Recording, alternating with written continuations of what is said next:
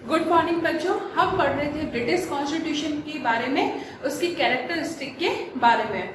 कल हमने देखा था कि जो ब्रिटिश पार्लियामेंट होता है वो क्या होता है, उसमें बाइकैमरल सिस्टम होता है, द्विसदनीय व्यवस्था होती है। यानी कि ब्रिटिश पार्लियामेंट को दो भागों में डिवाइड किया गया है। एक तो है आपका हाउस ऑफ लॉर्ड्स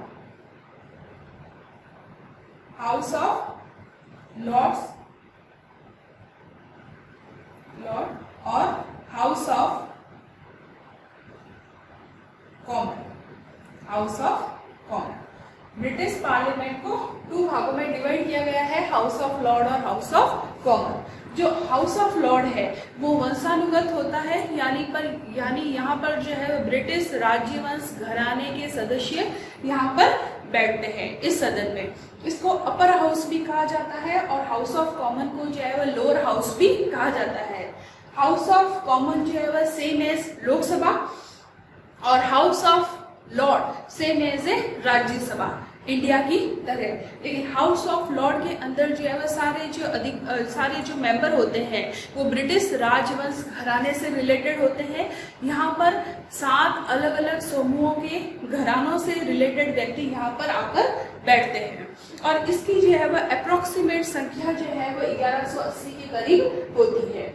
जबकि हाउस ऑफ कॉमन के अंदर इंग्लैंड है, वेल्स है, स्कॉटलैंड जो कि ग्रेट ब्रिटेन के अंदर इंक्लूड है, उनके प्रतिनिधि अडल्ट फ्रेंचाइजी के आधार पर चुने जाते हैं, वयस्क मताधिकार के आधार पर चुने जाते हैं। जैसे अपने लोकसभा का इलेक्शन होता है, सेम एज वहां पर भी जो है वो पार्टीज होती है, उनका इलेक्शन होता है और जो भी मेंबर होते हैं वो वयस्क मताधिकार के द्वारा चुनकर इस हाउस ऑफ कॉमन के अंदर आते हैं। और जिस पार्टी को मेजोरिटी ज्यादा प्राप्त होती है उसका नेता जो है वो क्या बनता है, पीएम बनता है।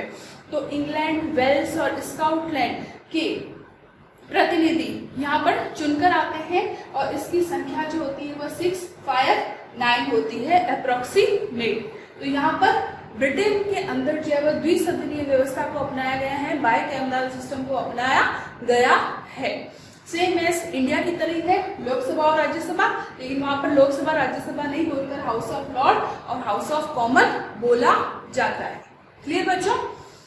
अब आज हम देखते हैं ब्रिटिश संविधान की विशेषताओं में। सबसे पहले कॉन्स्टिट्यूशनल मोनार्ची यानी कि संवैधानिक राजतंत्र। आप सबको पता है कि ब्रिटेन के अंदर मोनार्ची शासन है, वहां पर राजा वंशानुगत होता है, राजा या रानी कोई भी हो वो हेरिडिटी के अकॉर्डिंग जो है वो राज्य करता है। एक तरह से जो ब्रिटेन का जो औपचारिक प्रधान होता है वो कौन होता है, राजा या रानी होती है। जैसे हमारे यहाँ राष्ट्रपति है वैसे यहाँ वहां पर कौन होगा, किंग या क्वीन। लेकिन वह अपने शक्तियों का प्रयोग जो है वह पीएम और उसकी कैबिनेट की सलाह पर करते हैं। जैसे राष्ट्रपति है हमारा, तो राष्ट्रपति केवल क्या होता है, नाम मात्र का प्रधान होता है। वास्तविक शक्तियां किसके पास होती है, मंत्री परिषद के पास होती है ना, मिनिस्टर के पास होती है, कैबिनेट के पास होती है। सेम एज ब्रिटेन के अंदर हेड जो होंगे फॉर्मल वो तो होंगे आपके राजा या रानी, लेकिन उन शक्तियों का प्रयोग जो है वह पीएम और उसकी कैबिनेट की सलाह से करते हैं। तो संवैधानिक प्रमुख कौन होता है वहां पर, राजा या रानी जो कि वंशानुगत होते हैं, ब्रिटेन के राजघराने से रिलेटेड व्यक्ति ये होते हैं। For example queen Elizabeth second जो है वह 6 फरवरी 1952 को उन्होंने जो है वह राज्य जो शासन का जो है वह भार उन्होंने संभाला और उनकी जो है वह 2 सन है, एक तो जो है आपका प्रिंस चार्ल्स और प्रिंस वेल्स, ये 2 उनके सन है। तो अभी ब्रिटेन का जो संवैधानिक प्रमुख कौन है, एलिजाबेथ सेकंड है, जिन्होंने जो है वह जो शासन सत्ता संभाली है 1952 के अंदर। फिर हम बात करेंगे एक्ट अधिनियम। ब्रिटेन के अंदर कुछ अधिनियम लिए गए हैं ब्रिटेन संविधान के अंदर। ये अधिनियम बहुत ही इम्पोर्टेंट है ब्रिटिश कॉन्स्टिट्यूशन के अंदर, क्योंकि ब्रिटेन की जो भी पॉलिटिकल ऑर्गेनाइजेशन होती है, जो भी अलग अलग राजनीतिक संस्थाएं हैं, उनके कार्यों को सही तरीके से चलाने के लिए, उनकी संरचना के लिए, उनकी बेसिक स्ट्रक्चर के लिए इन अधिनियम को महत्वपूर्ण माना गया है। और ये अधिनियम जो है ये अधिनियम फॉर एग्जाम्पल इन अधिनियम का नाम है habeas corpus act. Habeas corpus act जैसे बंदी प्रत्यक्षीकरण एक्ट। फिर है आपका स्टैच्यू ऑफ वेस्टमिंस्टर। यह आया है 1631 के अंदर। और एक है आपका हैबियस कॉर्पस एक्ट और स्टैच्यू ऑफ वेस्टमिंस्टर। तो ये कुछ एक्ट जो बने हुए हैं वो इम्पोर्टेंट है और ब्रिटेन की किसी भी ऑर्गेनाइजेशन के निर्माण के लिए, जो भी पॉलिटिकल ऑर्गेनाइजेशन होती है उनके निर्माण के लिए ये महत्वपूर्ण होते हैं। फिर हम बात करेंगे डिसीजन मेथड यानी कि निर्णय विधि। ब्रिटेन का जो संविधान है उसके अंदर अधिकार पत्र होते हैं, जैसे हमने कल बात की थी ना, ग्रेट चार्टर की, महान अधिकार पत्र की बात की थी, उसमें मेग्ना कार्टा था। तो ये मेग्ना कार्टा क्या है? एक आपका लेटर है जिसके अंदर राजा रानी के अधिकार है, नागरिकों के अधिकार है, कर्तव्य है, ये सब क्या होते हैं, डिफाइन होते हैं और ये पहले से लिखे आ रहे हैं। जैसे मैंने आपको बताया था कि इंग्लैंड के राजा जो है वह जॉन ने अपने सामंत फ्यूडल को कुछ अधिकार दिए थे कि वह अपने अधिकार क्षेत्र में रहकर अपना कार्य करे। साथ में नागरिकों के भी अधिकार दिए गए थे और उस समय मेग्ना कार्टा के अंदर हैबियस कॉर्पस की भी व्याख्या की गई थी, बंदी प्रत्यक्षीकरण के भी बारे में बताया गया था कि किसी भी व्यक्ति को अवैध रूप से बंदी नहीं बनाना चाहिए, उसके कुछ नियम थे। तो उनकी व्याख्या जो है वह मेग्ना कार्टा के अंदर थी, बिल ऑफ राइट्स के अंदर थी। तो उन अधिकार पत्र की व्याख्या करने का अधिकार किसको होता है? संविधान के अंदर ही होता है। इवन जो आपका सुप्रीम कोर्ट है उसके जो निर्णय होते हैं वो नीचे के न्यायालयों के द्वारा अडॉप्ट किए जाते हैं और नीचे के न्यायालय के द्वारा उनके निर्णय जो है वो काम में लिए जाते हैं कुछ केसेस में। तो नीचे के न्यायालय भी जो है वो उन निर्णयों को मानने के लिए बाध्य होते हैं। तो संविधान के अंदर जो भी अधिकार पत्र है, जो भी ग्रेट चार्टर है, उनके नियम है, या फिर हम एक्ट की बात करें, हम अधिनियम की बात करें, उनकी व्याख्या करने का अधिकार है, या फिर न्यायालयों के जो निर्णय होते हैं उनकी भी व्याख्या का अधिकार, उनको डिस्क्राइब करने का अधिकार केवल संविधान में दिया गया है। मतलब उनकी नियमों की व्याख्या जो है वह केवल आपको ब्रिटिश कॉन्स्टिट्यूशन के अंदर मिलेगी। क्लियर? फिर हम बात करते हैं लीगल वैकेंसीज की, जिसको बोलते हैं हम कानूनी टीकाएं। कानूनी टीकाओं के अंदर ब्रिटेन संविधान की एक प्रमुख विशेषता यह है कि वहाँ पर संविधान से संबंधित राजनीतिक संस्थाओं के कार्य और संचालन से संबंधित कुछ राजनीतिक विशेषज्ञों की पुस्तक है उनको इम्पोर्टेंट दी जाती है। मतलब जिनको बोला जाता है लीगल वैकेंसीज, मतलब ऐसी बुक्स जिसमें कानून की व्याख्या हो, है ना, कानून की व्याख्या हो, नियमों की व्याख्या हो, अधिनियमों की व्याख्या हो, तो कुछ पुस्तकों को भी इम्पोर्टेंट दी जाती है। जैसे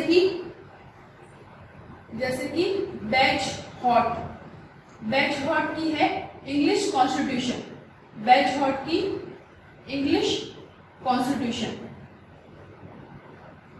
बैज-हॉट की है इंग्लिश कॉन्स्टिट्यूशन, उसको इम्पोर्टेंट दी जाती है। और एबी थॉट एबी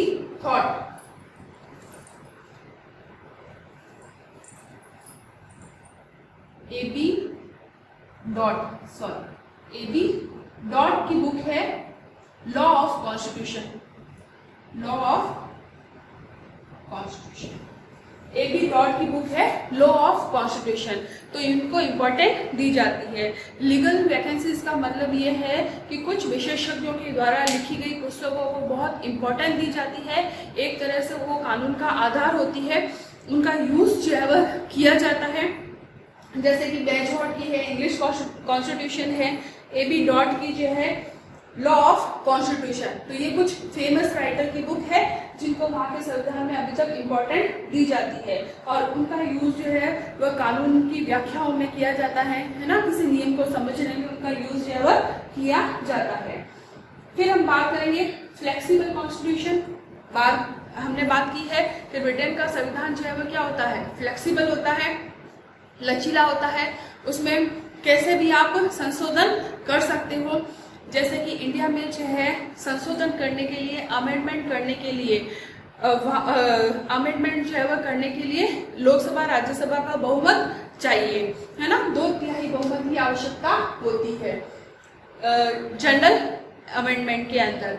लेकिन अगर आपको जो है वह जैसे किसी राज्य का निर्माण वगैरह करना हो तो उसके लिए जो है वह आपको 2/3 बहुमत के अलावा 1/4 विधानसभाओं की अनुमति की भी आवश्यकता होती है। विधानसभा के जो सदस्य होते हैं उनकी अनुमति की भी आवश्यकता होती है इंडिया के अंदर।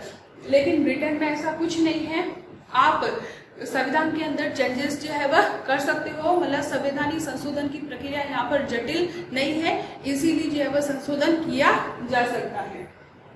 फिर हम बात करेंगे यूनिटरी कॉन्स्टिट्यूशन यानी कि एकात्मक संविधान। ब्रिटेन के अंदर जो सारी पावर है वो सेंट्रल गवर्नमेंट के पास निहित है। हमने बात की थी कि एकात्मक संविधान के अंदर यानी कि यूनिटरी कॉन्स्टिट्यूशन के अंदर केंद्र सरकार और राज्य सरकार के बीच में शक्तियों का बंटवारा नहीं होता है, सारी पावर जो है वो सेंट्रल गवर्नमेंट के पास ही होती है और सेंट्रल गवर्नमेंट उस पावर का यूज करती है। ब्रिटेन के अंदर लंदन में जो है वो सेंट्रल गवर्नमेंट उसके पास सारा पावर होता है। जो आपकी स्थानीय सरकार है, जो लोकल सेल्फ गवर्नेंस है, वो केवल जो है विधायी संबंधी कार्यों को सही तरीके से चलाने के लिए उनका गठन जो है वह किया गया है। मतलब बाकी सरकारों का गठन जो है वह जो स्थानीय कार्य होते हैं उनके संचालन के लिए उन सरकारों का जो है वह गठन किया गया है। बाकी मोटे तौर पर सारे अधिकार जो है वह सेंट्रल गवर्नमेंट के पास होते हैं।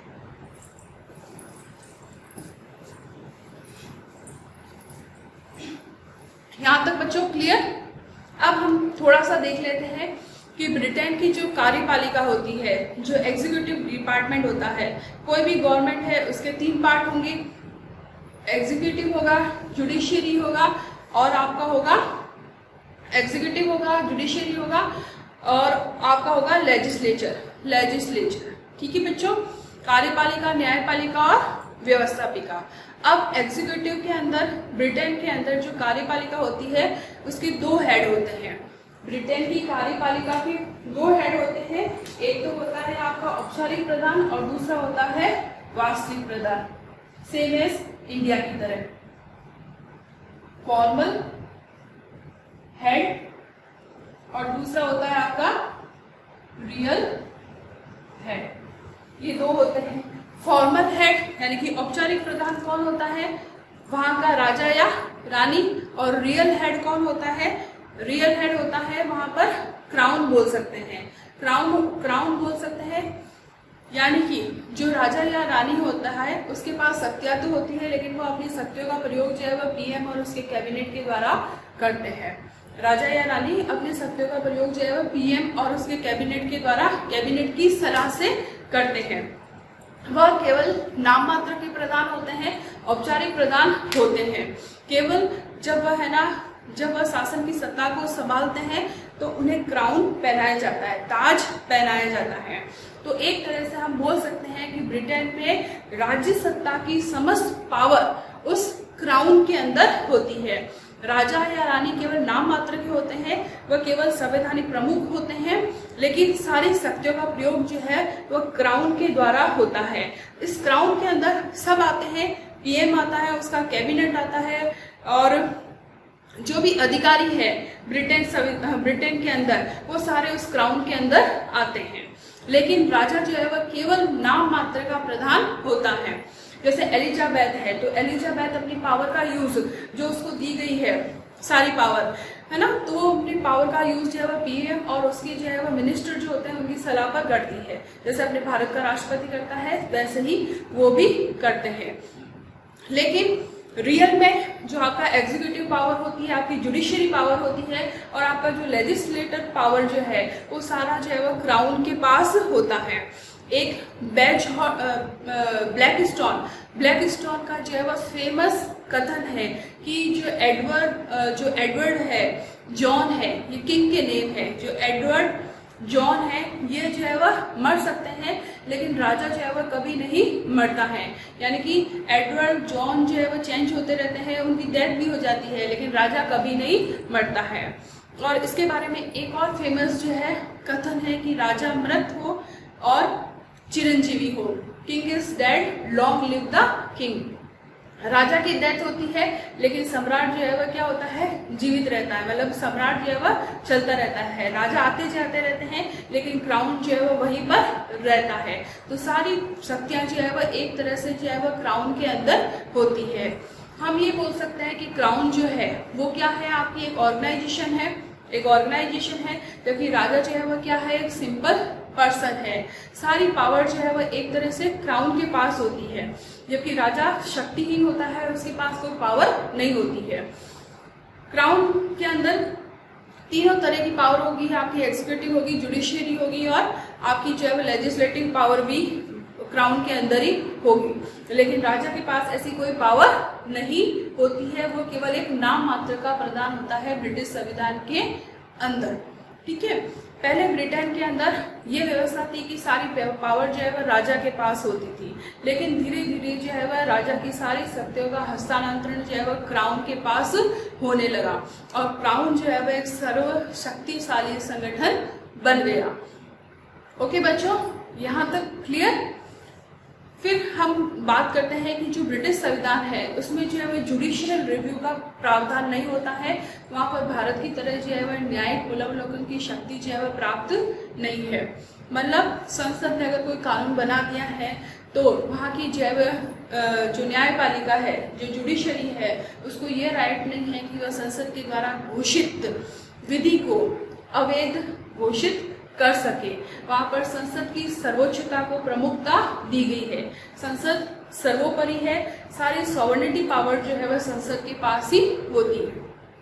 क्लियर। और अगर संसद ने जो है वह न्यायपालिका ने किसी कानून को अवैध घोषित कर दिया है और बाद में उसे वैध घोषित करना चाहे तो वहां पर नहीं है, क्योंकि वहां पर न्यायिक पुनर्वलोकन का अधिकार प्राप्त नहीं है।